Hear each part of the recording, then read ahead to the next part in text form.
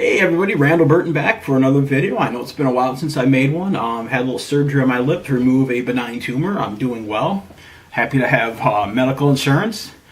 But today's video is all about thoughts and prayers. We did it after Charlottesville. We did it after the recent shooting in Sutherland Springs with the church. And, you know, if you want to send your thoughts, that's fine. If you want to think of a way so that mentally ill people like the jackass that shot the church don't get guns so easily, yeah, that might be something you want to put your brain to. You know, the prayers thing bugs me. It just amazes me how people say, oh, I'm going to send my prayers as well. Well, first off, you're sending your prayers to God.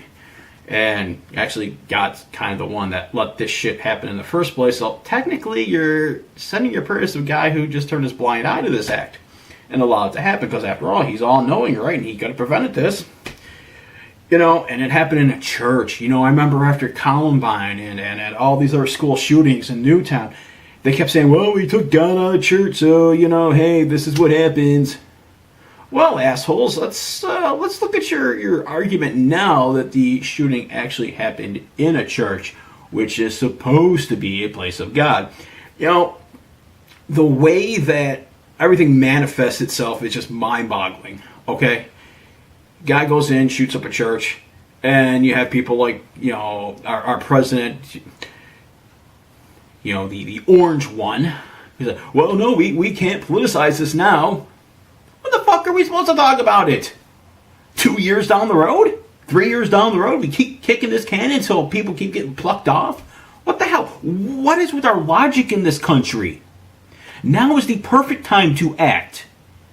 You know, it took a couple of drunk driving incidents for people to realize, hey, maybe we should have a law about this thing. You know, they didn't say, hey, we're politicizing it. No, you don't want it politicized because you don't want to lose the NRA money going in your fucking campaigns. That's what it is. That's why you don't want to politicize it. But listen, I'm getting off track here. Fact of the matter is, you can send your prayers all you want. They're going nowhere. Okay, folks? I mean, like I said, why pray to the very deity that you believe in that didn't give a shit enough to prevent this act from happening in the first place? I mean, come on. Let's just think about the logic of that for a second, man. You're talking, hey, God, yeah, you know that shooting that you were going to allow to happen? Can you, like, not let any of that stuff happen? You see how dumb that sounds? But listen, I digress. You know, we need to do something. You know, and I see people like, well, it's the Second Amendment and blah, blah, blah, blah. Well, you know, back when that was written, you know, people of color weren't considered a full citizen. I believe it was like something like 3/4 or 2/5 or 1/4 or something like that. And that was changed. The main point and the main beauty, let me phrase it that way, the beauty of the Constitution is the fact that it was written to be rewritten, to be amended. It's not a fixed instrument. Okay? When the Second Amendment was put in, the question was, were we not one country, but were we 13 separate countries? The weapons were different back then. Each state was charged with its own militia. We didn't really have much of a standing army. We didn't have much of anything until John Adams decided to create the Navy. So the landscape was a lot different during the Revolutionary period than it is right now. So you look at the Second Amendment in the context that it was written back then, you look at the Second Amendment as it weighs in with today's events, and you make your changes. Okay? Like I said, that is the beauty of the Constitution, is that it can be changed. And it took us a while. It took several dead bodies and lynchings before we actually did anything about slavery in this country, or whether African Americans were actually a full person. And it seems that we're doing the same thing right now. I mean, come on. Kids getting shot did nothing. I thought we're Americans, man. You mess with our kids, hey, you raise our cockles there a little bit. But we did nothing.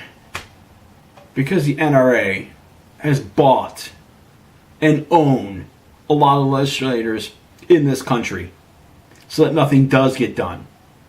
That needs to change. I don't know if grassroots is going to work. I don't know what type of campaign we need to engage in that's going to work. Something needs to change. Actual physical change. And I'm not saying go out and do something violent because that's just very counterproductive. But we need some change. Physical change, like I said. Praying isn't going to do jack shit. People, you've been praying for years. Guess what? Keeps happening. So until we can get people in there that aren't owned by the NRA, until we get people in there that know that the beauty of the Constitution is that it can be rewritten and it can be updated for modern times, we're just going to keep going in the same vicious circle. I'm going to close with this. And I'm trying to remember the exact line. There was a movie that came out back in 1998 called The Second Civil War. It did a lot of predicting about how America would turn against immigrants, but that's neither here nor there for this video. James Earl Jones played a character in that movie. He was a grizzled reporter, and he also did the voiceover.